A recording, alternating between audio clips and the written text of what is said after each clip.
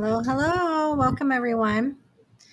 Thank you for joining another episode with us tonight. We've got hopefully a good show here for you. We're going to welcome Greg with Blizzy Bolts, and then we have Steve with SC Reptiles joining us. So get ready and let's pull the guys on and let's have another fun-filled episode.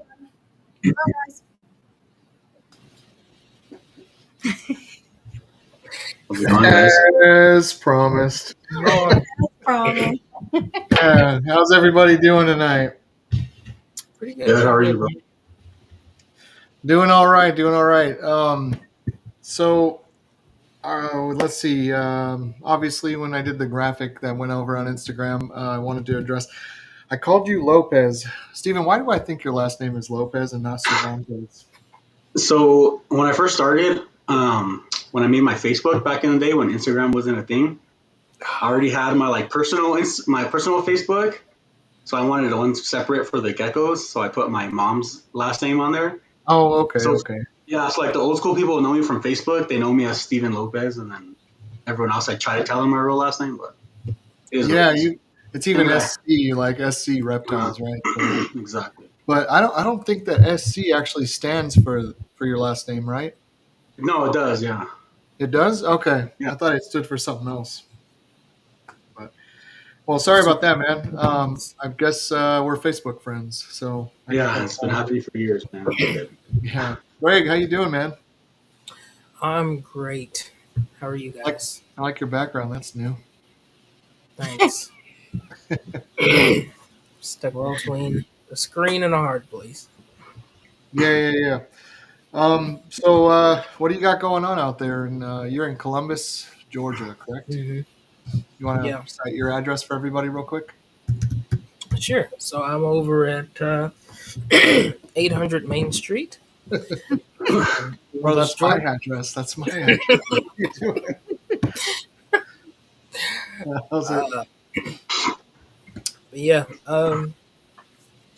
I work full time and work with the reptiles in my spare time. Mm-hmm. I cannot confirm nor deny that I do clean during work hours and care for my animals. Yeah. But got a room full of four-legged creatures that don't produce their own heat, and I love them all. Yeah. How many do you have, if you don't mind? Rough estimate. About 163. 163, and multiple species, right? Yeah, I have 4 species. So the majority is eublepharis, leopard geckos, and then next would be the African fat-tailed geckos, Hemithoconyx codicinctus, and then red-eyed crocodile skinks. And then I just recently got 2 Sulawesi water skinks. Okay. And so I'm excited to have 2 types of geckos, 2 types of skinks. Yeah. I really like, a lot of times people just lump stuff together. And so I'd like to present all of them and then point out the differences. Because, each species needs some respect on its name. So That's true, yeah. Anything that's not on 4 legs, we don't know about? No? Right on. That's awesome. You got 163 is a big colony. That's roughly what I keep as well. I have more than that now because we have babies hatching, but by the time season's over, I'll be back down to 150-ish, 160. So that's a lot of work, though. it is. And so you work from home? I do. I work for an insurance company. I don't sell it, but I work for the appeals department. So everything I mess with, people are already upset because it got denied. So I'm happy when I call and say, hey, this was approved. But, yep, that's me. Awesome. Steven, how about you, man? Well, how many animals and species do you keep at your place? Right now I have like 40-ish leopard gecko breeders and only 23 hatchlings right now. So 23 I need to do hatchlings? the math. Yeah. So kind of again, this is my first year back, Okay. so I don't really have much time to deal with it, but I make it. So I'm not trying to have. I think 1 year, a long time ago, I produced like 300 hatchlings, and Yeah. I don't know how I did it, but I'm not trying to get to that level again. I still haven't done that yet. That's way too many. Um, Reese is now, already you said, coming. all right, go Can we ahead, Jen. block Reese from here or what? No, I just said Reese is already in the comments. Yeah, Yeah. nonstop. You see my eyes darting back and forth to the comments because of Reese. Yeah. Now you said that you're back. I know you've been back for a year, but that doesn't go to say that you don't have a ton of experience. Um, before you got out, how many years were you out, and how many years were you in before? Started in 2012. I ended up getting out in like beginning of 2020.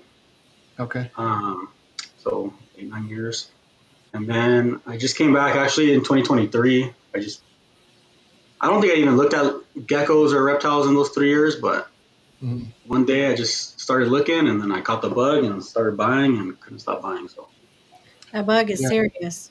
yeah, Yes. It is like it could be a relationship ender if you're not careful. That's for what I real. hear. So the break, that's a 3-year break. You got out like at the beginning of the pandemic. Was the pandemic like a kind of something that shoved you over the edge with it, or was it just time? No, I didn't have time. I'm in law enforcement, and during those 8 year or the 8, 9 years of doing it, I wasn't in law enforcement quite yet. But when I got in, I was working the jails, so I kind of had time. But then 2019ish, I went to patrol, and being the new guy in patrol, I'm like doing 18-hour days daily, so I had Mhm. zero time. So I was like, all right, I'm done with this. I lost the passion, lost the love for it, so I'm just getting out. Okay, and you're back, so that's good, man. Yeah, actually, when I was putting together some of these shows, I know it took us a while to get this one going, a couple of months now, but you must have made some kind of an impression because Greg actually recommended that I reach out to you and ask you to be on with us. I was going to ask you about that, uh, Greg. So, what was it about Steven that made you say, "Hey, why don't you ask him to come on with me and we'll do this roundtable?" Um, well, there are a few different podcasts and shows out there.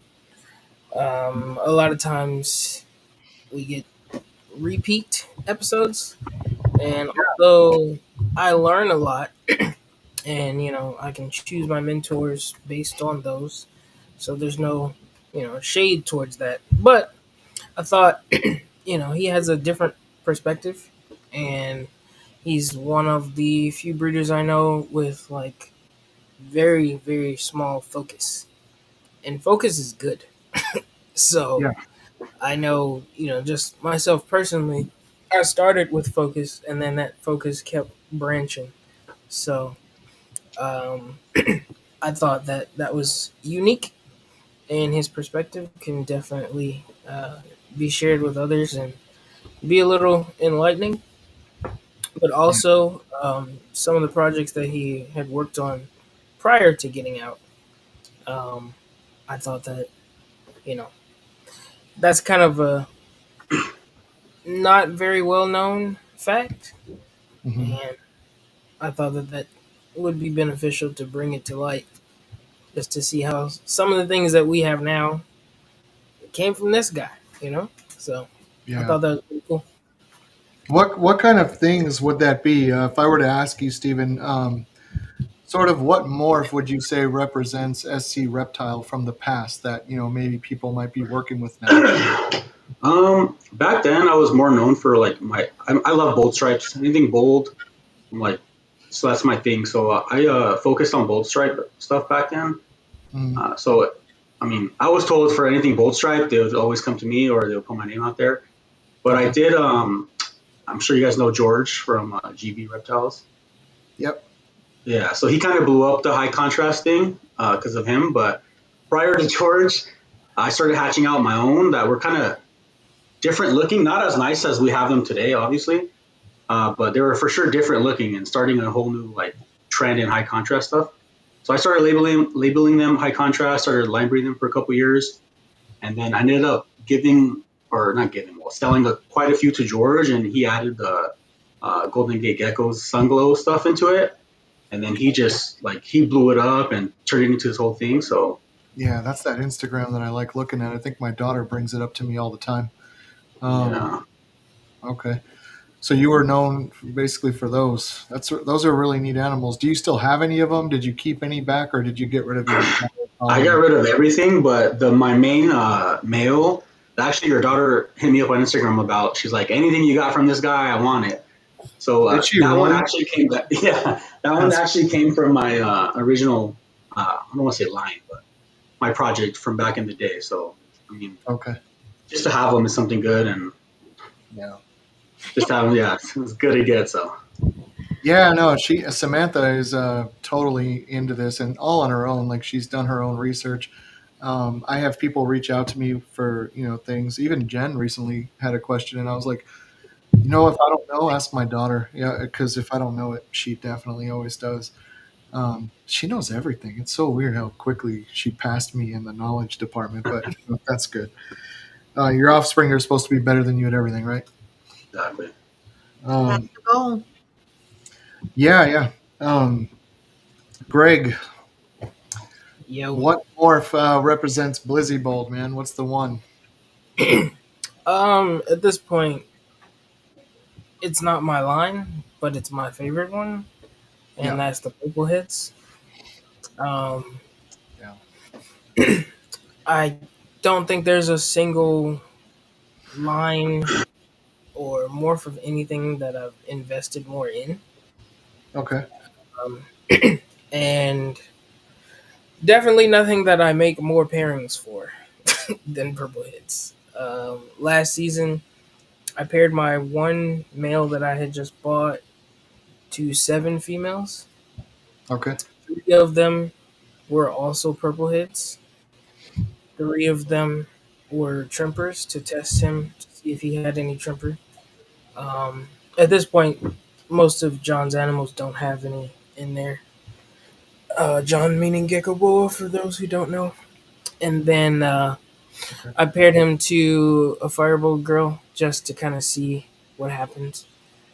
Um, but I love those. The lavender tangerine is kind of a thing that you don't really see very, very often, other than either Gecko Genetics or Purple Head. So I Yeah. really like that. I like tangerines with pattern and high quality ones for sure. So at this Okay. point, Purple Heads, myself and Junior's Geckos as well, other than, Yeah. Gecko Boa who started the line. Yeah. I actually started looking into them recently. It wasn't ever one that I wanted to work with, but then I started learning a little bit more about it. And Junior and I did a trade, and actually, I'm so sorry. We did do a trade, but that wasn't the purple head. What he ended up doing was lending me a sire, and then I kept that animal for several months, kept him real nice and healthy, and then sent him home. But some of the offspring that have come out already, I've already put up on Instagram for people to see how that purple head really comes through. It really dominates the morph. I don't know much about it, probably nowhere near as much as you do. So feel free to take this where I leave it. But I mean, almost instantly, no matter what the animal looks like, that purple head right there on the top breaking through the skin, what gave it its name. It's definitely very dominating in a sense. Yeah, that early development stage, it's cool to see those. I know a lot of people are like, why is it called a purple head if the head's not purple? I was like, well, dude, it was. You know, Yeah. once it got like 15 to 25 grams, a lot of them will develop that. Um, I did take a picture of one. I think last season, and Mm. posted it on my Instagram just to kind of show like this is kind of where the name came from. It does go away, but there's there's a method to the madness. Now, you say you have a picture up here on yours. Yeah, How far down would you say it is? Let's take a look at this. it's gonna be a little ways. Looks like you post a lot more than I do. Who was it? Gabe. Gabe was giving me shit about it the other day. He was like, Joe, who posts one picture a year, and then I posted two just to get him to like whatever. And he's like, no, you posted them within 24 hours. That counts as one. You know. I'm like, oh, thanks, That's, man. How much further down, buddy? Let's take a look at it. yeah, it's gonna be a little way. Let me see.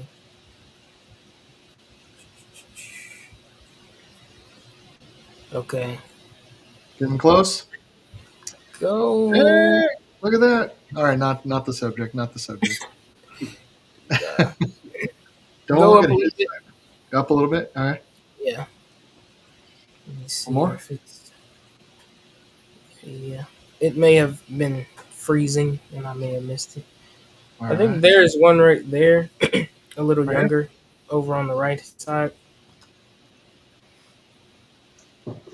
and you can kind of see it coming in. But Yeah. that is not the image I was looking for, though. What's the one right under there? Right here. Okay. Right there. Nah, that's not it. That's one of the crosses. That's But all right, though. We can, yeah, it may have this, just been on my story, but I thought that it was on this uh, page, though. no, Maybe man, not. it's definitely a very dominating trait, in my opinion. I'm seeing it on mine, and it popped out. I bet I could find you one of mine quicker, but um, what are you doing with them right now that, in your opinion, stands out towards, basically like different from what Junior's doing? So, I mean, we talk about them often, but we Mm. do both like them for different reasons. Me personally, I want to go more in a red direction, Okay. which is a little different from the original look that Gecko wants. But I want more like red, orange animals with the lavender window on the back, and then Something like that. some Yeah, that's pattern. nice. Yeah, that one's mine. Yeah. Samantha takes all the photos. I take none of them. I take no credit for them. But everybody's doing that close-up challenge. So here's a purple head close-up for you. Look at that right there. That breakthrough. You didn't do it, Joe. To be fair, What's that? see, you didn't do the challenge. To be fair, Yeah, that's true. That's true. Somebody called me out. What did I do? I put I up a. called you out. I think several of us called you out. Yeah, I know. I know. I'm a working man. And you said, it's them, something about the kids. Yeah, I didn't. I don't them recall. kids. I do not. I regret saying that to you now. Checks out. I'm using it a lot. Too much. I see. Um, no, I'll do a close up. Like I don't have any of my own photos of close ups. Samantha takes them on. I don't feel right posting hers, but um, I so found the picture on my page. did It you? was much closer to the top than I realized. That's okay, man. We can find it. I know right where you're at. So let's Scroll through go. the page again. Yeah. Okay. How much further down, bud? And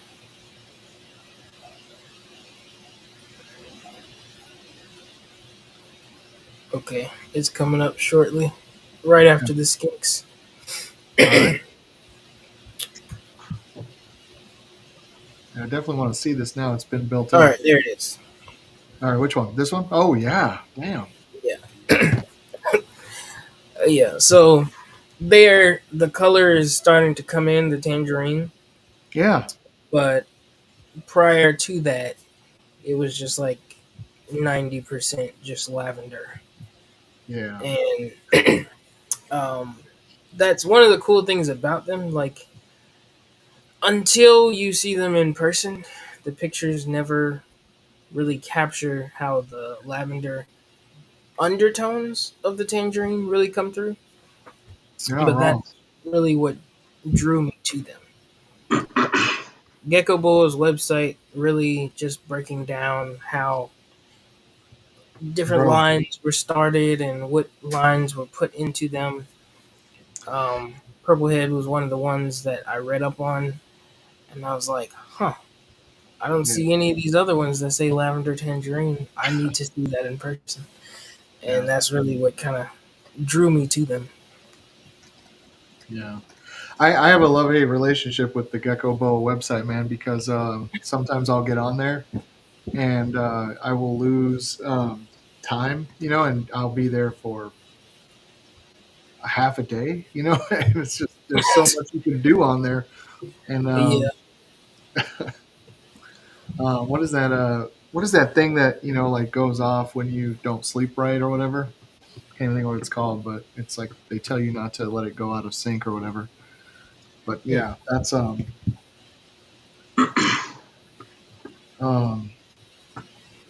but yeah, no, he's got a lot of really cool stuff. Who does expos here? I I do. used to. I used to. Did you have you done any since you've been back, Steven? No, I'm gonna do one in July for Anaheim Reptile Super Show. Are you really? Are you gonna be in Pomona? I'll be there, but I'm not gonna be vending. Okay. I'm also going to be there, so I'm hoping that I actually get to shake your hand and meet you. So it's so the right there at the Reptile Expo is exactly where I grew up. Um, are you familiar with the area? Yeah, I actually control that area. You patrol the area. Not too bad. Did you guys clean up Ganesha Park at all, or Where you go for easier. yeah? So yeah, right there off of what is it, 10 Freeway, White Avenue. You make a left on Val Vista, up those little Yeah. hills right there. That's where I live down the hill. Okay. So yeah, you could throw a rock at the LA County Fair right there. So and what days are you going to be out there? I'll be going Saturday. I'm off Saturday, so I'll be there for a couple hours. I know Dogtown's going, so Oh, cool. well, me, him, and Scott from Noble went. Was it January show, and we're there for like 8 hours. All right. I've got a couple of animals that I actually have to bring because they've already been purchased, and I got to drop them Uh, off to vendors. But it looks like Micah's going, so I'll definitely be running over there to meet her and shake her hand. Um, I just saw yeah, she's her. all right. She's all right. oh, oh man. And then Jen texted me that they're called circadian rhythms. Your circadian rhythms go off when you get on the Um, Gecko Boa website. Um, well, yeah. It's like our So what? Real quick. So like, what sort of things do you bring to the table, Stephen, when you do vend shows? Like, what do you like to do that's different from other, you know, breeders? I don't know if I had anything different, but my setup back then was pretty basic. Just black tablecloth. I'm looking down because I just bought a brand new display case from AP. Okay. So just display cases. I used to have a banner. I don't know where the hell it went, but and business cards. That's it. But that show is so. I used to love doing those shows. So Yeah. big and it's just fun being there. And you are doing the which one? Sorry, in July. I'm doing Anaheim. the Anaheim one. Yeah. Okay. I'm gonna try to be out there for that one. It's harder for me to get away in the summer just because of air conditioning, but I'll be at the Pomona show for sure because my grandma's down there. I spend some time with her and then I go to the show. Greg, what about you, man? What sort of things do you bring to the table when you are doing Um, the Reptile Expo? I do. I got a bright background on my logo, so I tried to get a brighter tablecloth just to, you know, be a little less drab than just like gray, because that's in my logo too. But after my first show, I realized, a lot of people, this was their very first show, and almost every single time you get like six people that say that. And they will buy things and not know how to take care of them. So now I bring like 100 care cards, and whether you buy from me or not, education is more important to me than the sales. So I have like a stack of those, and I will bring bags with me. I Okay. was looking around to see if I had one around here, but I just grab like some bags from Dollar Tree and slap a sticker on there, and then put business cards, stickers, care cards in there, and then when they get the gecko, then they have something to carry with them as well as a reference. So you can hit me up if you want, and you got questions, but also if you follow the care card, then it shouldn't die. So it should What be sort of things? Elaborate on your care cards a bit. Give a couple examples of what's on them. okay. So I'm gonna pull it up on my phone. It basically covers it care in categories. Mhm. So at the bottom is like space and tells them like leopard geckos are solitary creatures for the most part. You should keep them alone. One adult, a 20-gallon long. Um, Obviously, you can go bigger. And in person, I will tell people, I don't believe in too big, but I definitely believe in too small. Okay. So, just because something can survive doesn't mean that it's thriving. So, if you have the space to do more, by all means, do more. But this is the minimum. These are minimum requirements, and you can take it from there. Um, Hydration, I tell them to make sure they have fresh water available. They can spray the moist hide once a week. Um, Deep clean every week. Spot clean during the week. Use natural cleansers when possible so that something doesn't leave a residue that the gecko can ingest. Um, and then basically just temperatures, a little note about thermostats, supplements, and then the diets as far Okay. as live feeders and whatnot. And gut loading is on there too. So there's a But lot going on your little it cards. is. It's a postcard size. Yeah. And then, yeah, like Reese said, I do have, I guess that is the most different thing from other breeders Yeah. is that every gecko that I produced, I have the eggs that they hatched out of, and I have them taped to the cups. Um, so people are like, "Well, how do you know?" And I'm like, "Well, I work from home, and like I That's said, I different. Yeah. cannot confirm or deny that I do gecko things, but I'm able to catch them Insurance company. Shh. frequently." Yeah. Internal affairs. I Gotcha. wouldn't confirm or deny doing the same either. Law, So law enforcement. I'm like, stop. Hey, Oh man. I'm allowed 15-minute breaks, so There you right. go. Now I will. Um, I do want to speak to that though. I hung out with Reese, kind of helped him out in the last show he did here in the same town where we're at, and I went both days, and that was a hit for people. People were like really curious in those eggs, like what are these? Really they came out of this. So I did want to touch on that. That it It's a good definitely, idea, man. yeah, definitely catches their attention. That's for sure. Yeah. I've noticed yeah. quite a Especially few for like people say, the pet people. Mm-hmm. Mm. I think it was more. Maybe Reese can speak to this. I felt like it was more the moms, the women. So maybe it's like that Mm. maternal thing. I'm just gonna throw that out there. I don't I know. hope he can with the speech impediment thing, but hopefully he can, speak to it. Reese. Yeah, he has a little trouble there. Um, all right, I want to get into a couple of the topics that you guys actually kind of handed to me. Because I'm going to start off with Steven. You gave me one, and then Greg, you have a couple. So I want to go over these, and then I got my own. Um, Steven, the hobby 10 years ago versus now, seeing as you were here, I feel like 2012 wasn't 10 years ago, but it was 12 years ago. So that sucks. But Right. anyway, what would you say like getting in then, and like maybe 2 years down the road, 2014, we'll go there. What's the difference between when you were in then and you being back now, 1 to 2 years in? I think social media is probably the biggest thing. Back then, there was like Instagram was brand new. It's funny because I actually was the one who like convinced Chris Charleston, John, all those people Yeah. to get Instagram because we were all on Facebook, and at that time, I think I was like one of the very first leopard gecko guys on Instagram. Okay. So it's just different now. And now there's so many pages out there on Instagram, and people just killing it. That and it's another topic we're going to talk about, but labeling thing was so much different back then. Like just when I came back in this last year and looking for stuff to buy and seeing all these names stacked on each other, I'm like, yeah, I'm not buying that. I'm not buying that. Yeah, So yeah. at least for me, it made it easier who I'm buying from and who I'm not buying from. But Would you I say think that's there's a disconnect between the way people labeled things back then and now?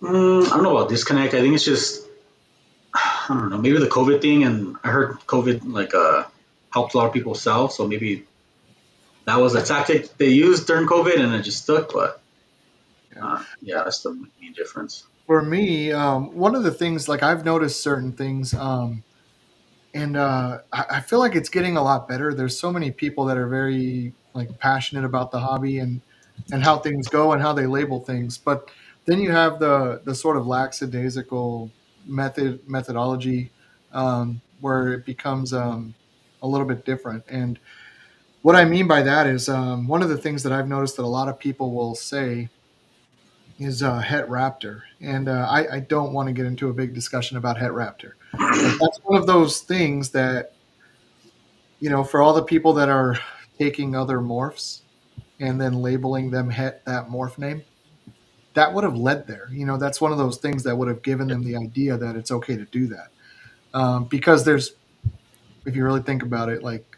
you're just saying Trevor and Eclipse, right? It's not the whole acronym. You're not Het for the whole acronym. And the bigger breeders, the people who hold the most weight, are the ones that'll say that. And so, who's going to argue with them? Definitely not me.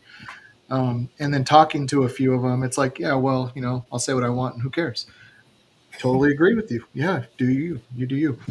But then other people will do something similar, and it's like they're unwelcome to do it, or it's not, and I personally won't use that terminology just because I feel like one of the disconnects from when I was not on social media, but the old fauna, I can't even remember what it's called now. It's the classified thing. Um, it was more strict back then, I want to say. What do you think about that? Yeah, I agree with you. I think people would be called out more back then. I think now it's a little more. I want to say soft, but we don't want to ruffle feathers and or get canceled or anything. So, but back then, yeah, for sure, you get called out and you get called all over Facebook, and then they wouldn't get mad. They would realize like, oh, all right, yeah, I'm screwing up. You're right. Yeah. Continue to. What do you think of my take? If you don't like it, somebody call me out. Like if the whole lackadaisical thing, Het Raptor, like. Yeah, I mean, I don't really see it much. Like you said, it's just Trumper Eclipse. How many times you see stuff that's labeled Raptor and it's not a true Raptor by the acronym, but it is what it is. I mean, yeah, a lot, right? There's not like looking at the two Raptors anymore. So Trumper Eclipse, same thing. I got you. What other things then would you say are different between 10 years ago and now? I don't know. I don't know.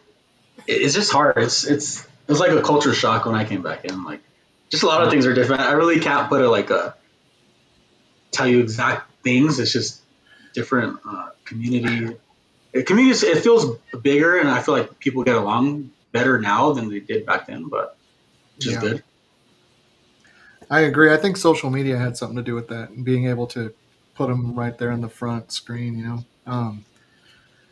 But yeah, no, I agree with that, and it's a long road, but at the same time, I feel like it is going for the better. I personally have mostly positive interactions.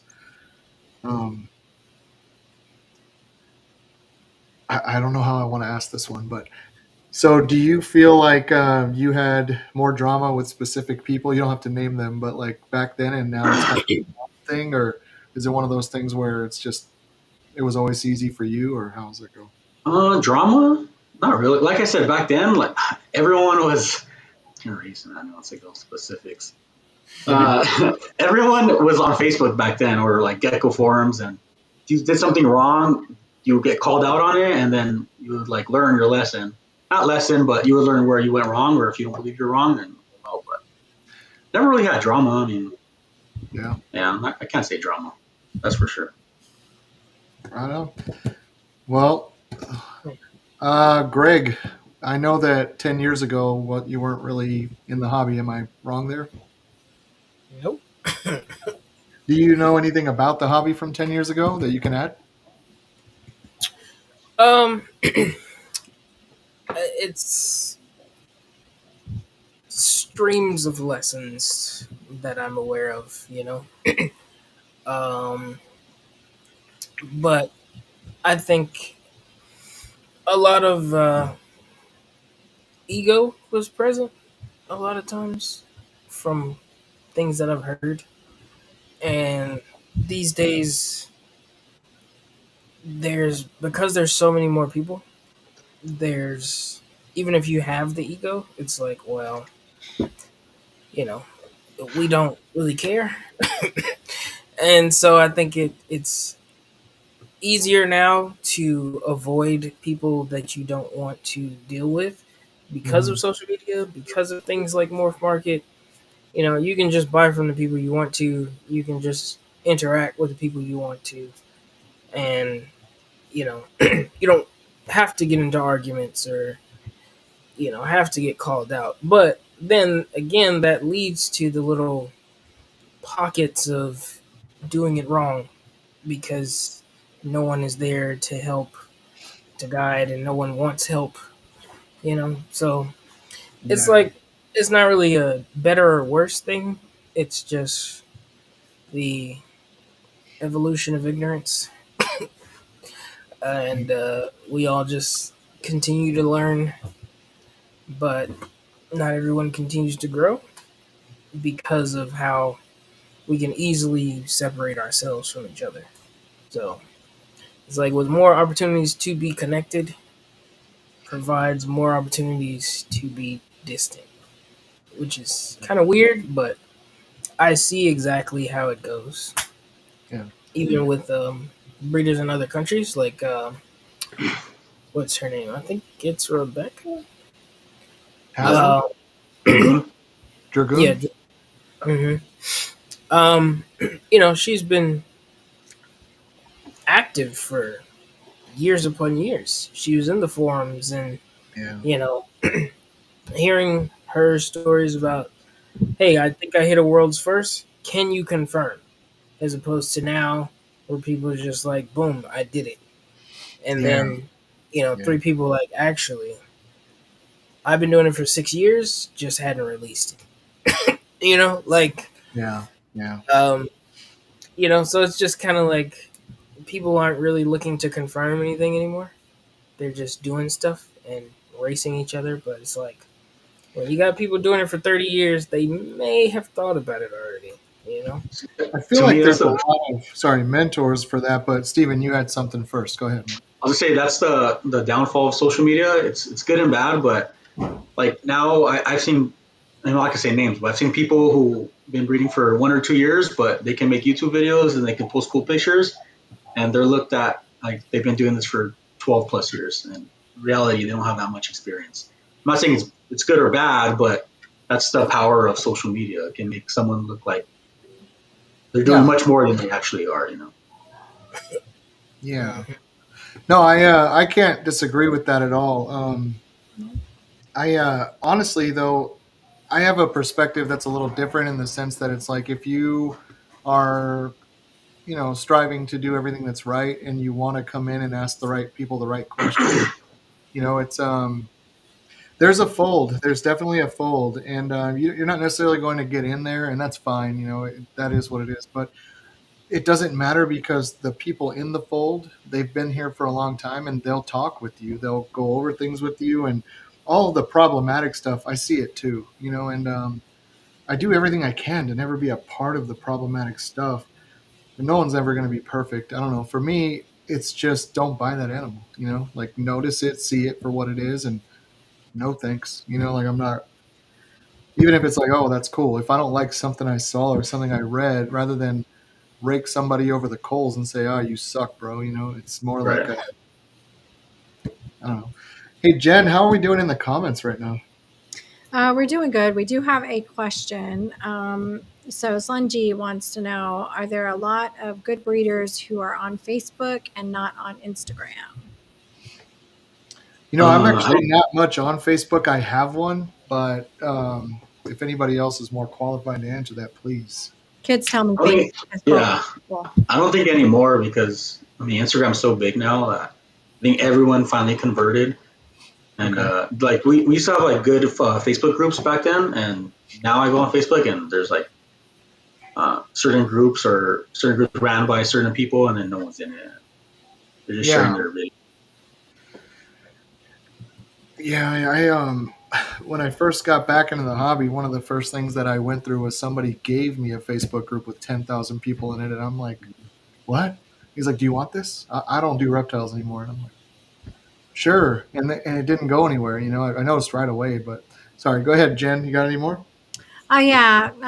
They also said that they think more artists were breeding back then, and now most people are just having fun. That's Um, an interesting way of putting that. What do you think about that, Jen? Who's going, Ladies? Jen? Yeah. Who, What do you think about Jen? that? well, I kind of agree. Reese threw up a comment too that he thinks that there's less artists that um, are being noticed, but they are out there, and I would agree with that. I'm having fun. I wouldn't. I don't necessarily know that my I'm an artist, but I'm sure that there's plenty out there, and I'm sure there are a bunch out there that are having fun that could be considered artists, maybe just not being seen. So I don't know if that's the way that they're meaning it, or they're just referring to like what Steve said. People can go out there and do a YouTube video and may not have been doing it for long. So I'm not really sure Yeah, on that one. Kind of rambled there, but you hopefully you got the gist of what I meant. I gotcha. Hmm. Anybody else have anything to add to that? No, I agree. Just talking to Angel from Infamous Geckos or Reptiles last night, and he sent me a picture. He's like, "What do you think? Should I get this female?" I'm like, "Well, what's your goal with it?" I think he wants to go like the bull tang route, and I'm like, "Well, if you want to go the bull tang route, then right now, if you get that female, you're just going to pair to pair and make a bunch of heads." So I think that's something at least I focus on is doing what you like to do or what you like to produce, and then just focus on that. So I just gave him advice. I'm like, if you want to do bull tank stuff, I'd skip on that female and get a real nice bull tank female, invest wise, and then work on that for a couple of years to bring the vision you want to see, come out. Yeah. Yeah, I agree.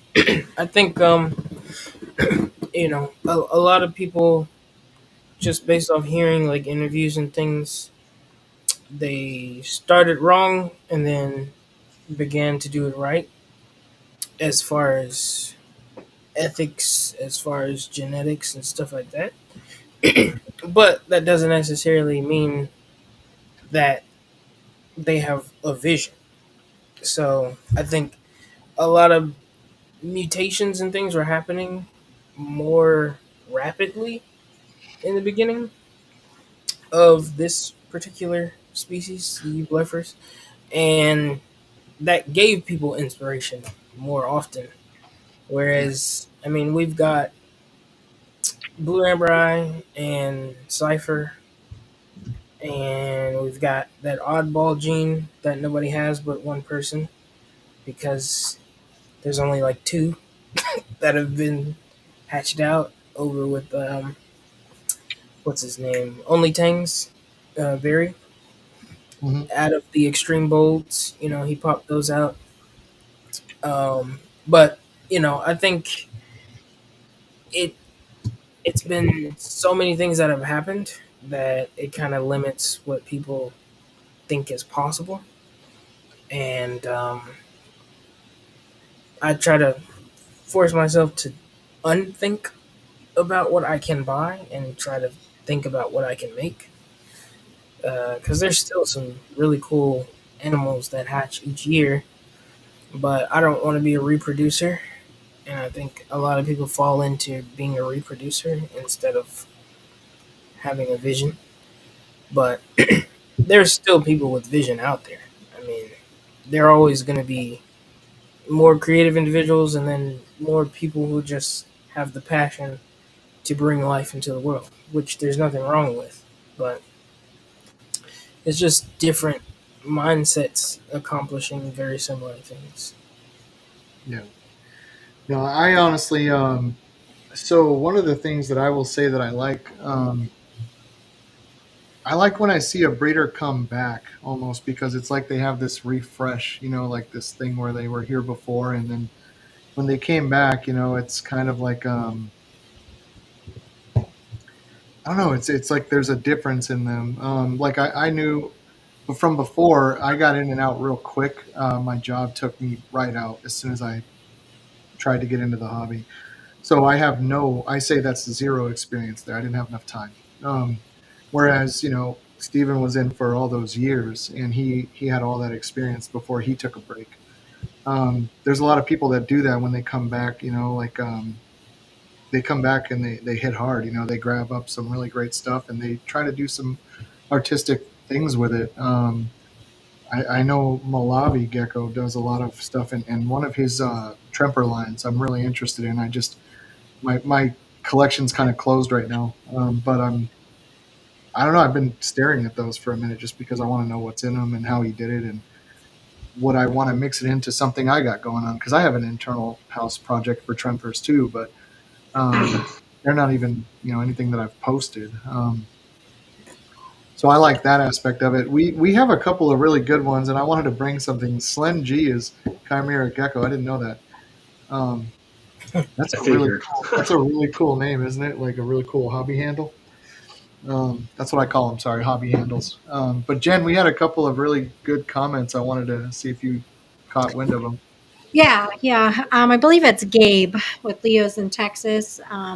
He said that social media makes everyone Terrible. want to stand out. Yep. Yeah. Sorry. Also, oversaturated pics, naming everything. And then he also added that there's more phenotypes to play with, so less people focusing to improve one specific look. So I thought those were some good things to throw out there. What do you guys think? I Agreed. agree. Algorithms have affected people's minds, Ugh. for sure. But and that's kind of like what Steve was saying. People know how to hit the algorithm, and then they get all the attention. Um, but they're not necessarily, uh, a go-to breeder per se. Um, at Yeah. least for other breeders, maybe for people who want pets, you know. Um, but a lot of people who are head down into just doing the work are the people that are missing from social media for months at a time. So yeah, it's different goals, but also being an influencer was not a thing before. So now that is another source of income to So help support that hobby. So I got you. Proper labeling. Let's switch this up a little bit. We're going to go into proper labeling for everybody in the comments who wants to kind of add to this. Jen will bring about your comments in a second. But Greg, I think you put it like this. It was what methodic versus mythical, and so yeah, I kind of looked, into a little bit of that, and I wanted to kind of understand what you meant when you said methodic versus mythical. And then, Stephen, if you want to pay attention to what Greg says and give your 2 cents on it, Yep. that'd be great. yeah. So I mean, I was being facetious with that, but I'm also being for real because sometimes you'll see something and I'm trying to think of a random name. Let's say smoke screen gecko, right? And that's all that it says. And it's like, what the heck is that? That's not a morph. Skip. But Yeah. at the same time, I feel like learning how to build an ad, um, and obviously that's primarily morph market and Repti post and things like that. learning how to build an ad, it should be what's in this gecko, or what this gecko is, I should say. And then you have the body. It's kind of like building an email, you know? This is the heading. This is what this gecko is. And then in the body, talk about what's in that gecko, what made that up. Yeah. I have projects and I do name them, but I'm not gonna just sell something as this is a fire belly. People are gonna be like, and what is that? Because it's not a line. It's just yeah, that too. What Micah said. Right. But it's perfectly fine to name your projects, but at the same time, if no one knows you, and if it's not a line, if it's not reproducible, then it shouldn't be sold as a name. And it's only going to cause more confusion. And, unless you have an algorithmic following that just buys whatever you tell them to and whatever you sell them, then you're not going to be successful in selling and spreading that line, or line to be, I should say, Yeah. because no one. Sorry to interrupt. When I think of, I think you're kind of focusing on where you said mythical, right? I was Mhm. kind of thinking of things like idolized or fictitious, fanciful in a way. Those are the kind of things that pop into my head when I'm thinking of mythical labeling. Um, so speaking to a little bit about what you said, I can totally see the purpose of wanting to create a really good ad. And if you're a good breeder and you have good ethics, part of being an ethical person in general is just treating people with respect, no matter what, right? We all have, like, I don't know how to word this the right way, but the people in the hobby who we absolutely just do not support, right? Um, those people are known, they're well known, and they're not even worth mentioning or talking about. But you'll see a lot of that fanciful addition and the almost the idiocy behind what they stand for and what they post and how they try to sell their stuff. And you just look at it and you hope that new people don't look at it and say, damn, I want that. You hope that they look for anyone else to look up to. And so that's kind of where my head was going. What is your take on what I just said, that route? Let's go with Steven actually this time. So I mean, I see both. Like you just brought up, I know exactly who you're talking about, and um, yeah, I mean, every day it's a new stupid YouTube video about a new morph or a new line, and in reality, it's not. But he has so many new people following him, where I want it, I want it, I want it. Here's my money. The way I took it when we brought up this conversation or topic is uh, the biggest issue I see these days is just stacking like line bred trait Yes. names together. Yes. Like you're talking like Tangerine with 5 tangerine names. Yeah, I've seen where it's like Blood Inferno, Clown, Joker, whatever else name you want to throw on there. I'm like, dude, you already outcrossed the first one, so it's not even that anymore. Like, Yeah. that's to me, that's my biggest pet peeve. Or another big one is like the Black Knight stuff. Like Black Knights were originally imported to be like het free, and now you have all these Black Knights, head eclipse, head trimper, head whatever. Technically, Yeah. it's not really a Black Knight anymore, um, but those are the biggest just issues I see these days. Okay. Hmm. Yeah, that's interesting. Now, as for the methodic side of things, that reminds me more of like saying that you're labeling more carefully. You know what I mean? You have more order to your labeling. What's the word? What's the word I'm looking for? You're more thorough. You know what I mean? Your labeling is more well thought out in a sense. Who's But got anything on that? um, I guess I'll speak on it because I said it. But when I say that, I'm talking about, you know, the way I think of it. I have a method to how I would label something. So if there's a dominant trait, I'm gonna put that first. If there's Okay. recessive, I'm gonna put that next. And then if there's line bred traits in there, then I'll put that last. So if this is let's just say a white and yellow Firebolt something. You know, it's a cross, and I'm gonna put cross at the end. Uh, but I'm not saying that everyone has to do it that way. But for What me, isn't? What isn't a cross anymore? But no. I mean, that's another thing. Like that's open for opinion. Because for me, Yeah. I'm like, if it's a cross, it's 50% or higher. That's a cross. Anything below Okay. that, you're outcrossing because you're removing that line. That's just the way I think about it. But um, I think many people would agree. But if something's like got 25%, please don't sell me this as a clown cross. And 75% of that genetic makeup does not come from clown. That's just, or just label it as a clown. And it's like, this is so far from a clown that I can't respect that. Well, one of the things that I respected that I saw years ago when I first started buying animals, there was a tangerine on the Gecko Boa website that I really wanted, and I ended up with it.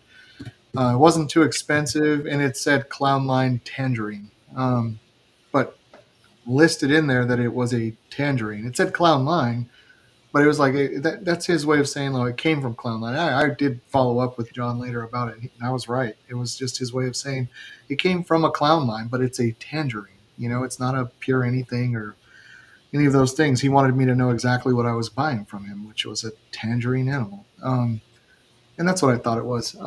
But there's a lot of ins and outs on those things. That's an example of just simple, plain, interesting, methodical, you know, labeling. What do But sometimes when you're working with something and you throw something really nice, I know that I struggle with like, how should I write this out? So I sit there and obsess over it, in a way. Do you guys throw anything like that where you're like, I don't even know what to write down on this one? The way I was taught, and before I go to that, like, there's nothing wrong with crosses, right? Like, if anything, you're making the gecko look better, right? You're taking two different lines and you're mixing it together. It's going to look cooler. You don't have to just label it a clown or label it whatever. If it's a cross, Yeah. it's a cross. Nothing wrong with that. Back to what you just said. The way I was taught and the way I do it is like, say something here, right? It's just wine yellow, max node, tremper, albino. That's how I'm going to label it. But in the description, I'm going to say exactly what each parent was. And that's how I do it, and that's how I'll continue to do it. What about you, Greg? What's the question? No, the question. We're moving on from the question now because Joe forgot the question. So, I say Joe and Greg. Jen, do you remember the question? You answer the question.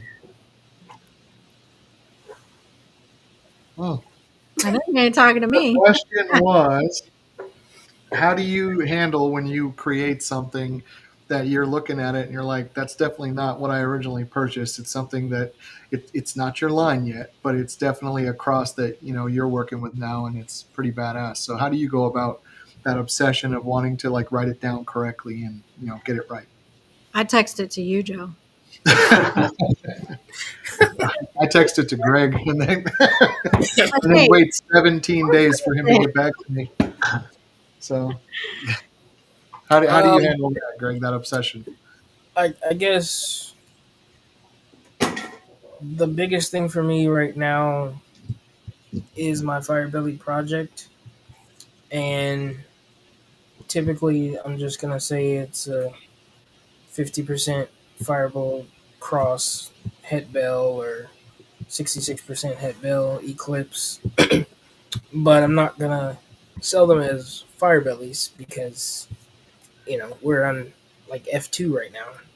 It's not like an actual line. So even the visuals, Tangerine Bell, Mhm. Fireball Cross, 50% Fireball, 66% possible hit for Eclipse, something like that. But in my body, of the ad, I'll put like, this is from this Firebelly project or whatever. Just so you know, like what the animals coming out of that project will look like. Um, but for example, I hit like a few eclipse that were not bells, So for those, I'm just gonna sell them as a tangerine eclipse and just put what the pos heads are. Yeah. But if it's not an actual bell albino, then I'm not even gonna assign it that project label because it's not even hitting the prerequisite of being a bell. Um, but I guess that's just like one example. My other projects, I probably won't even put anything on there. Just say what the cross is and keep it moving. Yeah. How many people do you think? This is a good one. How many people do you guys think know that when you are pairing an animal, because everybody talks about Punnett squares, I did this like they're not real. Punnett squares are not real. No, they're totally real. How many people do you guys think know that your animal pairings will have more than one when you're dealing with genetics? Because I get a lot of text messages that are like, "What do you think this is? This is what the parents are," and I'm like, "Well, throw down 5 Punnett squares and figure it out," in a sense. But how many people do you think don't know that you need multiple? A lot. A lot. Yes, Yeah. for sure. I mean, I'd take this one pairing I did 2 seasons ago, and it was my most exciting because it had like 16 possible outcomes. That's You know, awesome. Yeah. so it was like you've got a white and yellow shrimper tangerine bold pairing to a Jim Snow bold stripe het for shrimper, right? Yeah. So I you got all these dominants and all these recessives, and then you got two different phenotypes that'll be battling for the babies, and just that one pairing, you can have all kinds of results. So, I mean, if you don't understand genetics and understand Punnett squares and you know write down all your possible outcomes, you would definitely be lost if you have something like that. Yeah. Now, one of the things I'm going to go into like professionalism in the hobby, but before I do that, it's all the same. I wanted to go over my topic with you guys, and so I'm gonna kind of throw it at you out of nowhere. But I would hope everybody could, Jen included, just kind of take from my topic and give it your best shot. What I want to know is what are the sort of things that bring joy, to you, where it's like everyone else's opinions, don't matter, because we're all doing the same thing. There's one of us out there that's not doing the same thing, but that's besides the point, right? The rest of us are caring for animals in a really positive and really awesome light. And sure, there's all these ins and outs, right? But what about the joy part of it? What makes it a hobby and not a business? So I'll give you an example of what I mean. Samantha, my daughter, she, I track birthdays, and she is somebody who likes astrology. And so that is something that means a lot to her. She likes looking into it. It's a hobby in itself for her, but she knows the ins and outs of it. Like, she doesn't half-ass anything. So she knows like probably pretty much everything about it. Anyway, if she catches an animal hatching and it comes out of the egg, as part of the joy to the hobby that I know she brings is that she'll write down the time, and then she knows where we are in the country, and looks up star signs and everything for that animal, and like labels them and lists them. So every now and then I'll pop up one of mine, and I'll know my animal's star sign, and I'll just start reading through it, and she'll write a whole thing about it. And that's her own little way of bringing joy to her side of the hobby. It's nothing to do with labeling what morph it is or anything, but that's what I'm talking about. What sort of thing would you guys say that brings joy to your hobby?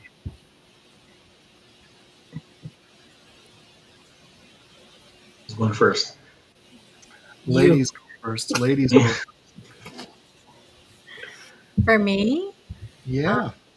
I love catching them hatching for sure. That's something I'm not all into the stuff like Sam is, but just spending time with my geckos, just learning their. I know it might sound cheesy, learning their personalities because I feel like they all have their own little different personalities.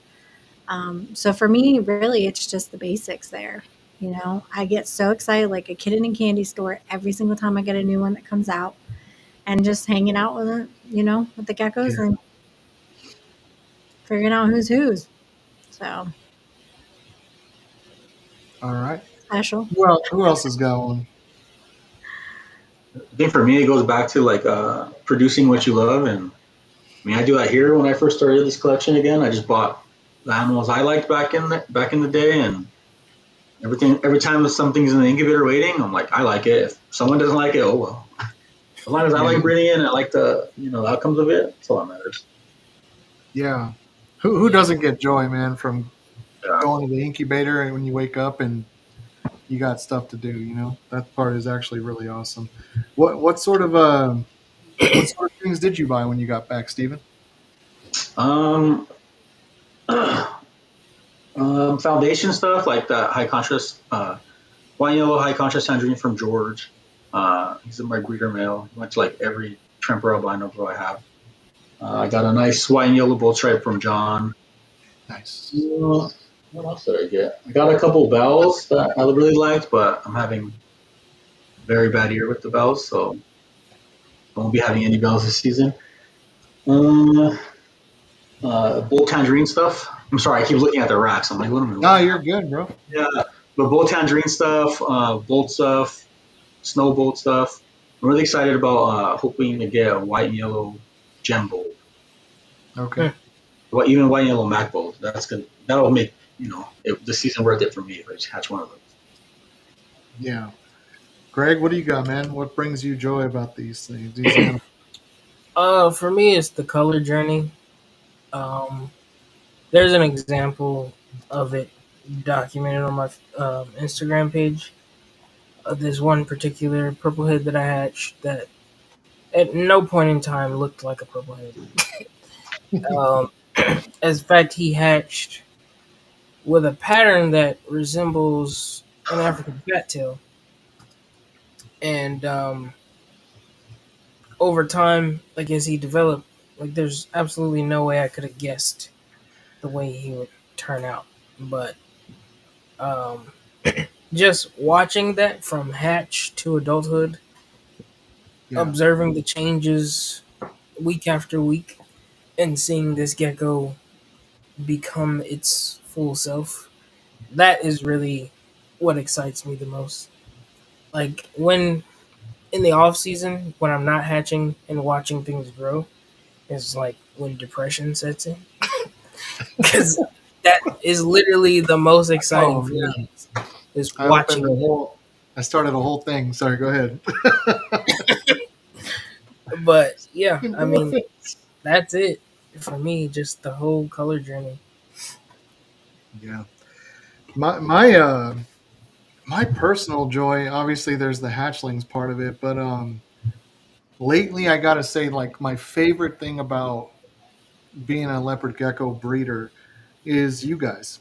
Um, I wake up every morning to a minimum of 4 text messages from breeders, and that didn't used to happen.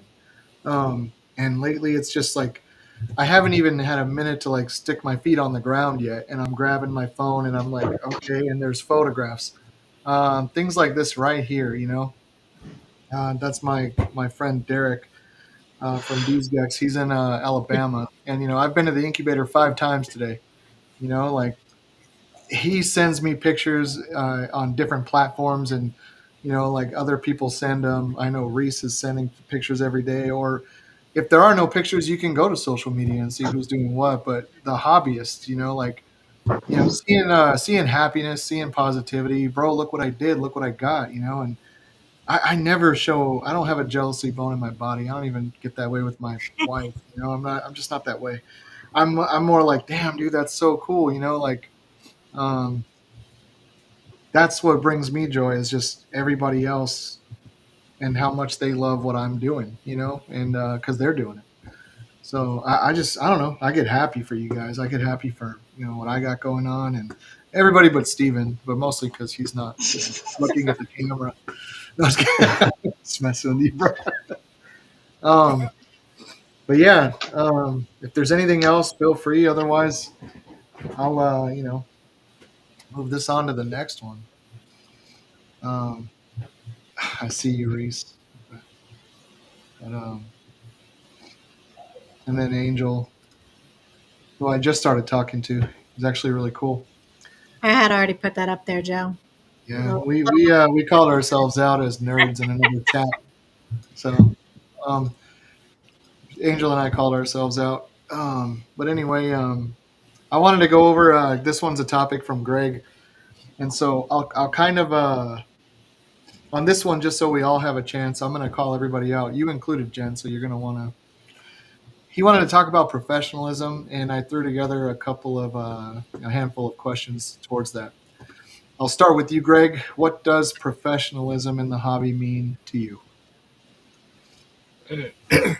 Well, I feel like from a customer service background and being in a corporate world, everyone is a customer. Internal customers, external customers. As far as the geckos go, for the most part, we deal with internal customers, which is each other, right? We're not necessarily trying to sell to each other, but we interact with each other more than the people who buy from us, you know? Yeah, And yeah, so I feel like there just should be a level of respect amongst okay, each other. Even if there's, different differings of opinions, you know, allow space for that to exist and not just write people off so quickly. Um, but also at expos, for example, went to this one expo and the lack of professionalism was incredible. People were not at their tables. Like, I don't mean you went to the bathroom. I mean, for yeah, 4 hours, you were barely there. People stole from people because they were not at their table. And that's just, this is the first impression of your brand wow, is that you're not there. That's not being a professional, you know. Um, it's it can be contagious, when people see that. And then, like I said, it opens up the door for those who are not as honest to try to swipe a gecko off your table. We're hearing about, people are can't even coming do over that. like, hey, did you see anybody take a gecko off my table? No, I was interacting with my customers. you know My dad is 5'7", and he kind of resembles Danny Trejo, but with better complexion. Um, and he's also a Marine, but like now you see him, he's got a beard down to here, and his hair's really long, and he just looks like an old, like biker guy. And when I was younger, same look, but more mullet style, and he loves that.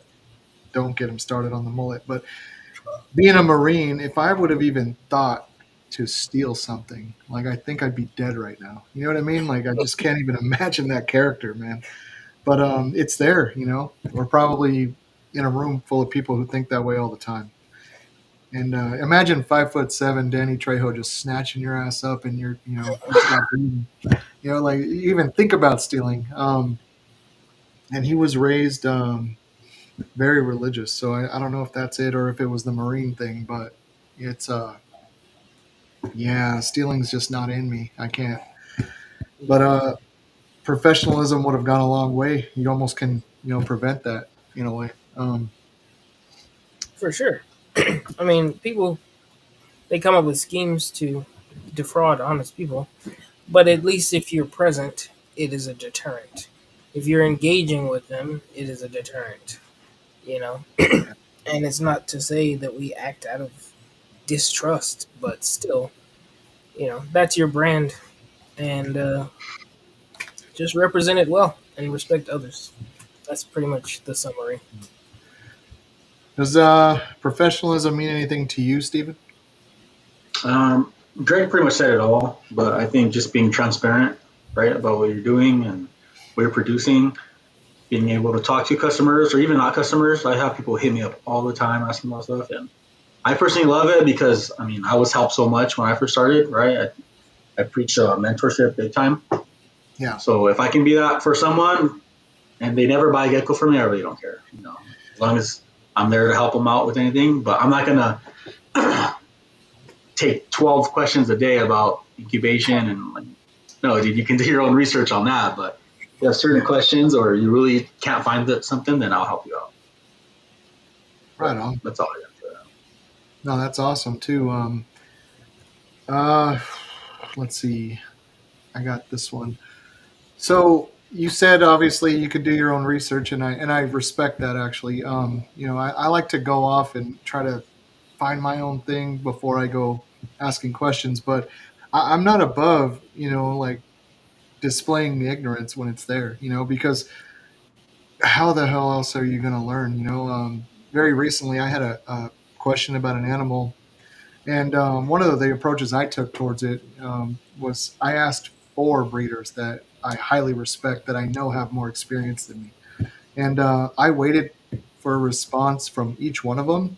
And I wrote down my own opinion just in case I forgot it. And then I compared it to what they told me. And it was on point with three of them. You know what I mean? So it was like one of them was off, the other three were right there with me. So I considered myself right in a sense, but at the same time, these were highly respected people that I know are, if you need help, they'll be there for you. I actually don't even mind saying their names. I think I asked, it's in my phone. Hold on. I asked Seth. I asked Heidi. Both of those two. I mean, if you Yes, have Reese. questions, I did not ask Reese. Nothing personal though, but at the same time, I did not. I just want to say I did not ask Reese. No, I'm kidding. I asked Brett from Bayside. He's somebody that I talk to here and there, and I love talking to that guy. And then I asked Matt Baronic. He's been around for a very long time. If you ask him questions, he'll answer them when he has time. And all four of them gave me a response, and I went with the ones that that I felt like I connected with the most. And it was I was right in the end, so that was cool. So that's good. But those are people that'll always if you can, I don't know, handle yourself correctly, they'll be around for you guys, and they're Yeah. good. Those are good names for questions to ask. Um, I just gave them a I job. agree. Sorry, I just gave them. Reese is a great person. Everybody, his phone number, we're going to list it. Ask him. Um, yeah. Just don't expect him to answer or call you back right away, okay? There you go. He says, "Don't ask me nothing." He misspelled nothing, guys. It's not his fault. He's trying. He's trying. Oh man. All right. How do let's see, professionalism? How do you use technology in your kind of day to day hobby of record keeping? And let's go, ladies first on this one. Jen, how do you use technology to help you with your hobby? Well, thanks to you, I'm going to give you credit on this one. You turned me on to the Hudson Tree Pro, which is really important. Okay. Um, so that's a big thing that I'm using every day. Discord, also making notes in Discord. So if I forget and I don't want to get to the computer right away, still Okay. I'm a little old school and I write things on the tubs with expo Yeah. markers. But the biggest thing is being able to keep everything on the computer, and so that's pretty much it for me. Gotcha. Steven, how do you use technology, man, to be Uh, professional? I haven't jumped on Husbandry Pro yet, but I use my notes on my iPhone, and I like have like little different categories for who I paired who and what date I paired them. And I also have like a little notebook I bought from Dollar Tree and put 2024 on it, and then Yeah. every hatchling that comes out, I write it down. So Steve, you shouldn't have told Joe that. No, In the Stone one of Age the things. too. And then Joe's like, "Oh, you've got to try this." 8 Yeah. hours later, I don't like Yeah, any. I don't know. I just don't have the time to sit on the computer and plug everything in. I'd rather just write it down really quick. That's why I do the Discord, like you do with your notes. I put it in there. Yeah. Joe is the one who advised to just throw it in there real quick. So if I catch a couple of eggs, I don't feel like putting them in the computer quite yet. I'll put them in the notes, and so I know exactly when I pulled them, and I can go back in later Right. who I pulled them from and notate it then. But anyways, I had to say that because I did pencil and paper too until I met Joe. Nothing wrong with pencil and paper. I didn't. No. But that's like that lady who hid all her money under a mattress and then her house caught fire. So That's true. That's true. now, so pencil and paper is awesome. I use it. My pencil and paper, my version of pencil and paper is, if you guys don't use Discord, I have a specific one that's my own channel, and I just throw everything in there because it's time stamped. If something happens, I throw it in there. Like I'll say, SD01 laid one male and one female sent, and then I go about my day. I don't have time for that right now. I'm at work, whatever the case may be. That's just an example. And then later that night, I'll open up Husbandry Pro and be like, okay, and I'll enter it in, and then I go to I use Sheets, which is what Excel on Google's platform. And so little things like that, but I throw it in there so it's time stamped. I might go a week without being able to get to Husbandry Pro or get to wherever I keep my actual records. And I do record everything. I am very meticulous about everything. I don't want to not have the answer to a question. If I don't have it, I get kind of a little beside myself. But Chimera says, Brett is the man. I don't know about that, buddy. I don't know about that. Maybe a little bit. I like Ivy a little better. So Yeah. How about okay. Sorry, Brett. Brett's cool. yeah, Ivy's cool. Brett's all right. Yeah, she's good He's people. all right. Brett's all right too. Greg, what about you, man? How's technology helping you with yours? So actually, what's his name? Chris Hmm. in Texas kid. He had this really cool spreadsheet for hatchlings, Okay. and I was like, "Dude, give it here," and he sent it to me. I had made my own, but it was raggedy. I'm not gonna lie. It's okay. Now I've got stuff color coded. I've got drop downs, so I've adapted it. I've taken it to another level, especially now that I have multiple species. I added another column where I could change the drop down so it says African fat tail or leopard gecko, and then I'll have different colors for different albinos or holdbacks and stuff like that. But that's the most in-depth record keeping is with my babies. Um, I used to use this elaborate spreadsheet as far as for my laying females and who they were paired with and all that good stuff. But now I'm kind of kicking it old school. I got this marker board on my wall, and I just list all the females and then the male that they paired to next to them, the date that they paired up, and then when they lay, I put the date, and then if they both are fertile, two check marks, or if they at least they feel fertile, then I'll put two check marks, um, and it'll be in black. If I can confirm that they're fertile, then I'll put two green check marks. If they're Okay. infertile, then a red X. So I mean, I kind of color coded with that, and I can instantly read the colors, the numbers, the symbols, and know what I'm looking at, and be able to just tell like, okay, she gave me 4 clutches this year. Last year she gave me 8. What's the reason? Is she tired? Is she exhausted? Should I give her 2 seasons off? That kind of thing. And then I write notes about that down later on, and about choices that I'm gonna pursue or not pursue that way. Yeah. No, that's awesome, man. If it works for you, it works for you too. I actually, Husbandry Pro is something I use all the time, but I don't know. It was like in my early 20s. I took a Microsoft Office class and got an A. I got an A. But no, Excel. I ended up using it for a couple of the corporate type jobs I had, the ones that make you the least happy. And I was really good at Excel, and then when Sheets came out, I was like, sweet, I could stop paying for that. And I wanted to see if I can create Husbandry Pro or a small version of it. I don't want them thinking I'm biting off them. I still use your product.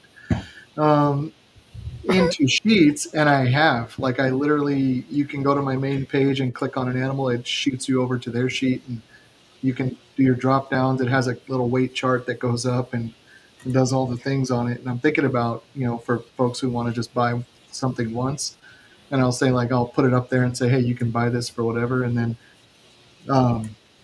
if you break it, I'll help you repair it, but that might cost, because that'll make me busier than I want to be. But Husbandry Pro, you got to, for anybody that ever wants help, I'm a nerd. So I like data. I like tracking data, and I will help you. But I wanted to bring something up because I do, from my AC company, everything I do is incremental. I break things down. I track things. I have to watch every move. And so technology helps me in my business. But Husbandry Pro is 45 cents a day. It's less than 50 cents a day if you're going to, if you break it down like that.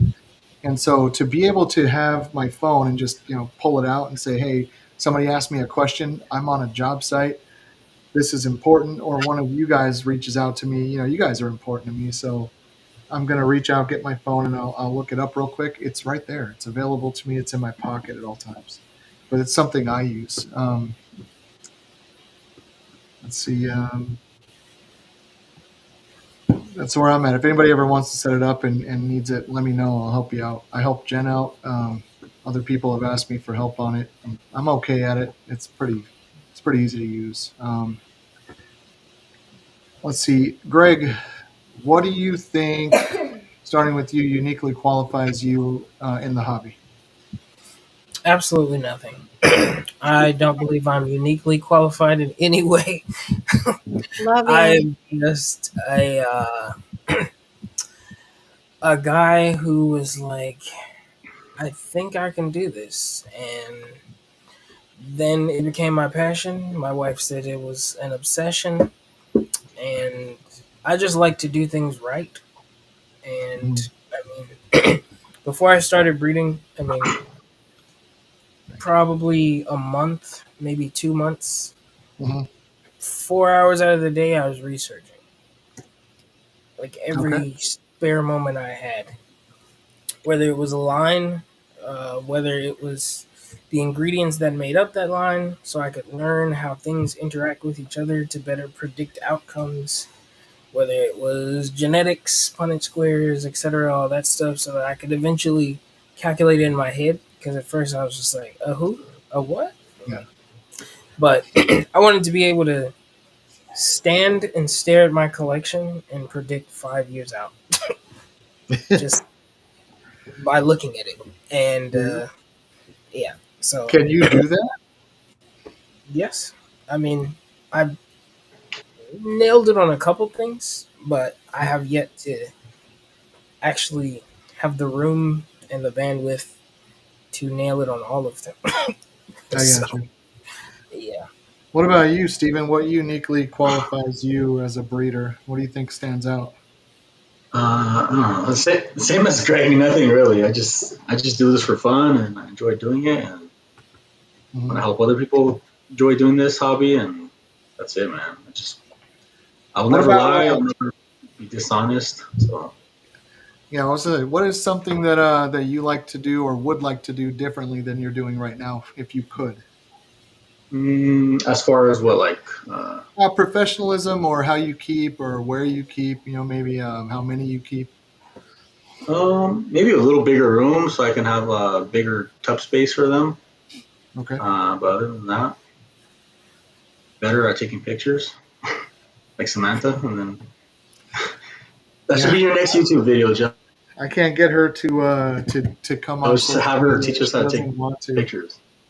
Yeah, it's funny. Her pictures are like my favorite thing on social media, and she doesn't want to. So it's a personal thing. Yeah, Um, another good. Yeah. What would you like to do a little? If you could do anything differently, Greg, what would you do? Um, I would do this full time. That's what I would do, and not ever feel like I have to rush. You know, Yeah. um, a lot of things that you encounter at expos. Is this one cool? Is this one handleable? You know, that sort of thing. Yeah. And of course, you know, every season, the ones that are most handleable have known me for 9 months, right? So I've touched them hundreds of times. But the ones that are 3 months old, maybe not so much, you know? And Yeah. so Stop, Joe. once you start hatching upwards of 100 babies, you know, the hands on time between them gets cut. You know, Yeah. you're trying to rush to fit all these animals within your allotted time frame. So if I had more time to just devote to the animals, I would certainly not rush, and I would just do a little bit every day, spend more time with them. Right on. Jen, is there anything in yours that you would like to do differently if you could, or would have liked to have Well, started differently? Anything like that? fortunately, with my move, I have the bigger room that I always wanted. Yeah. It's Yeah. Brett. Yes, Brett. Anyways, so I do have the bigger room. I have a lot of space. I have some racks coming. So my goal is to get everybody in bigger tubs. Um, y'all need to stop. So that's something I would like to do different is get everybody in larger tubs. So I know we can do the 12 quarts. 12 quarts aren't great for me. I prefer to have everybody in the larger ones. Are you two done now? Yeah. Time I look up, Joe's laughing, so it makes me laugh. Yeah. No, man. I'm not the only. Brett in the Greg comments has cracked me it. up on that. I'm Okay. immature as shit. Like Greg said something that just caught me off guard. I don't know, man. You been messing with my head. I'm I've been sorry, like, brother. did I say something stupid? No, Greg, I ignored him. It was just childish Joe over there. I know exactly what you're laughing at, though. I know exactly what I said and why you are a child. Yeah, right here. Moving Never say it on. again. So, Bayside, Joe only touches the adult gecko. Boom! There we have That it. means I only have a small problem as opposed to the big problem. Oh man, Alrighty, on that note. I literally went off camera. I turned so red. I'm gonna do it again. I'm gonna do it again. And we're back. All Next right. question. Jen, please finish. You would have wanted to have started with your big room initially. Is that what you said? No point in me talking now. Thanks. But yes, when I was in Florida, I didn't have a lot of space. So that was a goal was to increase my space, which I have now. I have the entire basement actually. So getting some more racks and moving Joe, knock it off, and moving everybody into larger tubs is my goal. So There you go. Same. Speaking of which, if anybody sees this and you are traveling from Arizona to Georgia, Jen just bought a bunch of racks off of me, and we're trying to figure out how to get them to her. So let me know. the I'd cheapest like way. to commandeer some of your space, and I could pay you. Otherwise, I'm just going to ship them soon. But they're sanitizing right now, so um, do do do. Are these Sorry for custom? dragging you into my shit there, Steven. Damn, that was a lot. What were you going to say, Greg? Are these racks that you've made, or No, they're not. They're racks that I'm parting with because I'm making some and I'm designing some right now. Um, and I she was about to totally say wants you them. gotta let the people know, man. Not yet. Not Working yet. on it. He's working It's not on ready. There's a couple of problematic things I'm not even going to bring up, but we're working on it. Also, it's summer AC time. 100% focus on that. Otherwise, Yeah. Um, let's see. All right, this is a question I wanted to revisit here, and actually, Steven asked me to do it, so I want to. Let's go with Steven first then. Steven, who is your Mount Rushmore of breeders? I mean, there's a typical like pioneers like the Ron Trempers, the Mats, people like that. But my Mount Rushmore is going to be like more people I looked up to, people who mentored me. Okay. So mine would be John Scarborough, of course. Okay. I don't know if you guys. I'm gonna say names. You tell me if you know them or not. But Don Hamilton from Highwood Exotics. Oh yeah, I know who he is. Yeah. So Chris got majority of his collection. He was really helpful to me back then. Jamie Carnes, Razor Sharp Reptiles. Okay. Does that ring a bell? That one, no. Who? Tell me who that is. Jamie Carnes. He got out a couple years ago, maybe like a year before I did. But he was always so cool with me. He had phenomenal geckos. He was a big name back then. Chris Charlton, of course. So there's this group. There's this group chat that not group chat, like the group on Facebook that John started years ago, and Okay. just put a handful of us in there. So it's pretty much those guys. I don't know if you guys remember Chrissy. I think her last name was Hausman from Ghoulish Geckos. Mm-mm. She did a lot of work with Eclipse back in the day. So that would be mine. Just that group of those group of guys and group of one girl. It's a good group. It's a good group to have. Can't help but notice that I'm not in your Facebook group. That's fancy. That's really cool. That's really neat. That's not mine. Anybody else in the comments not in that Facebook group? No. Greg, who's your Mount Rushmore, man? That's a very interesting question. I think for me, the first person I think of is Seth Hoffpower. He was the first breeder to ever dignify me with a phone call Okay. and act like I was worth his time, whether I was buying a gecko from him or not. Not only that, ethics wise, quality wise, transparency, it's all up there. 10 out of 10 across the board. Mm-hmm. I refer to him as my mentor, although I've had, obviously I've messaged and questioned and annoyed several people, but, he'll just be like, call me, I'm busy. Like, Yeah. let's talk, because I can't do this texting thing, let's Yeah. let's analyze, let's ask questions and do the process of elimination together and either figure out your next move or figure out which move you shouldn't have made. Yeah. And I greatly appreciated that because some of the people I bought from, like in the very beginning, it was like, let me tell you this, Greg, XYZ. So he's number one for me. Next would be John Scarborough, Gecko Boa. I mean, he made my favorite line, so he's got to be in there.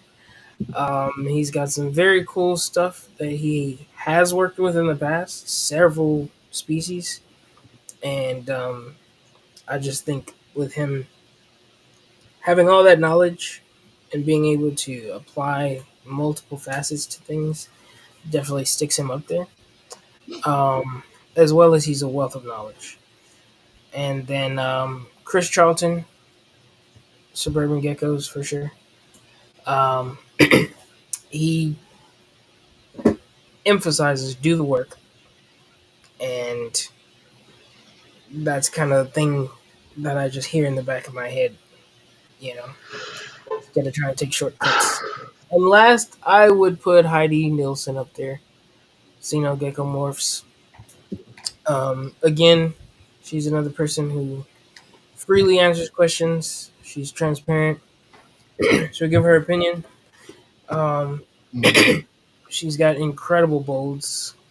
She's got some incredible tangerine projects, and she has continued to keep her identity, so to speak, very clear with her projects and her focus, and she's not. If she just not into it, she ain't gonna buy it. And I appreciate people who stand on those principles and always willing to help others. Um, that's something that all four of those people are. So I appreciate that for sure. Yeah. Heidi is somebody. I I feel like when I first got into the hobbies, people were trying to frighten me about her, and then I saw her on Inside the Hide, and I was like, I'm gonna reach out to her. So the next time I had a need, I asked her a Max Snow question, or no, a Gem Snow question, and she was super nice to me. I don't know what the hell they were talking about. I absolutely loved talking to her, and she validated my opinion. Almost it was really, yeah. I agree with you on her. She's awesome. Um, Jen told me not to ask her the same question. Should I do it anyways, or should we? No, I'm not going to do it anyway. Um, no, I wanted to actually. Hold So on, Pomona show's coming up. Sorry, Jen. Joe. What? Joe, let me clarify why. I'm always on the show. Everybody doesn't want to always hear what I have to say about that. You ask that Yes, we question every show. are. Raise your hand if you want to hear what she has to say about that. Gotta go let the dogs in. Yeah. Now Pomona show's coming up. Who has the dates off the top of their head? It's the end of the month. I know June 28th to 29th, June. 20th, 29th. Okay, and you're going to be there on the 28th. Yeah, I'll be there Saturday. All right, cool, cool. I'm going to be there as well. Probably be there all weekend. So, um, and then we have some people in the comments too. I'll be on Micah's table, bugging her. Will you? Yeah, I got to go meet her and shake her hand too, because I've never met her in person. I think I went to a show a while back, and she said something. It was a long time ago. She said something about being in another country or something like that, Japan or China, one of the two. Where were you, Micah, when I was out there? But yeah, Greg, do you ever come to the West Coast to do No, any shows? Mhm.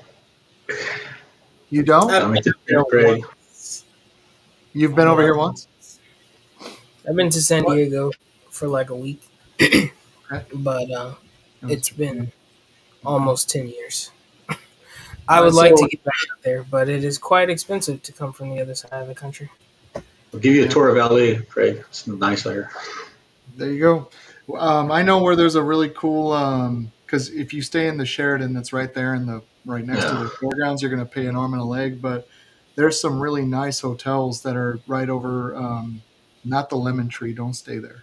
No, do not say it. Image It's of called something else now. It's not the lemon tree anymore.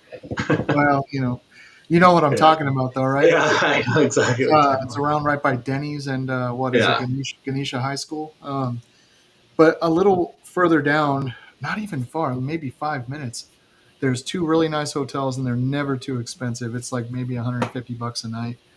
So if you're ever going to go to a show, let me know, and I'll book you a room so you can come on down. So that being said, Yes. Greg, did we just convince you to fly out? That's very generous of you. Um, I still have to respect my partner's agenda, so I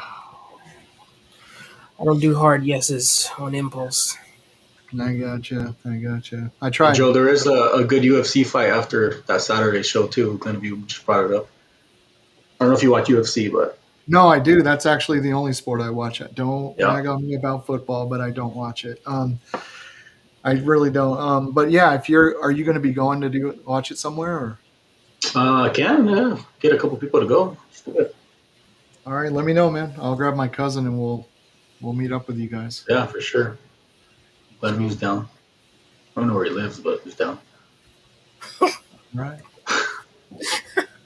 sounds good. Somebody says, "Are we talking MMA?" Yes, we are. Yeah. Angel can probably beat us all up in this chat. All right. Same as last time. We began last time. This time we're going to end with it, guys. Who do you got on the YouTuber fight? Jake Paul or the legend Mike Tyson? Hopefully Mike Tyson. Yeah, I don't see how Mike doesn't win. To be honest, anybody have a different perspective? Probably Ray, just needs some money. Anybody got any Jake Paul dance? I mean, not dance moves. They got any Jake Paul insight towards fighting? Sorry. I got nothing. I don't got anything either, man. To be honest, I uh, I feel like it's going to be one of those where he's playing, possum, and then he gets in the ring, and it's going to be shutting the YouTuber kid down. Yeah. I really hope. I actually hope that's the case because I've been watching MMA and boxing since I was a kid, and there's a way to get there, and it has nothing to do with being famous on TV or YouTube. You're supposed to be a fighter. Right. And Logan Paul is a fighter. He actually is a boxer, but Jake is just not. Angel says Jake's going to win. Oh, Yeah, I think Tyson needs that payday. you think so? Yeah, I think he's gonna get a couple million to take the dive. I don't know. Yeah. Definitely going to come by and say hi, Micah. Especially Greg. He's coming out. Triple G. Triple G. I gave him that name the second I met him because his name has all kinds of G's in it. Just his name is all G's. But anyway, I wanted to thank you guys both for coming on. Hopefully, I touched base on anything that you guys wanted to talk about. Is there anything that before we go that you guys would like to add? What are you doing? No, I mean, like I said, I preach mentorship. So the newer people find a mentor, multiple mentors, and not only in geckos and real life world. So it's my biggest thing. You want me to post your phone number for everybody, or I'm cool on that. Reese's phone number? Anybody? Well, be Reese's number. Definitely Reese's. Yeah. I second that. Well, I thank you both. Stephen, it was actually nice to get to hang out with you for a little bit. Hopefully, I'll get Likewise. to hang out with you when I'm in Pomona. Yeah, for sure. I think Greg has something. Yeah, I just want to say that bells are the superior albino. Oh my god. Hey, and he signed off. He leaves. Oh, man. Okay. You dropped the mic, dude. Damn. Dang, man, you just shit it all over my Yeah. entire collection, but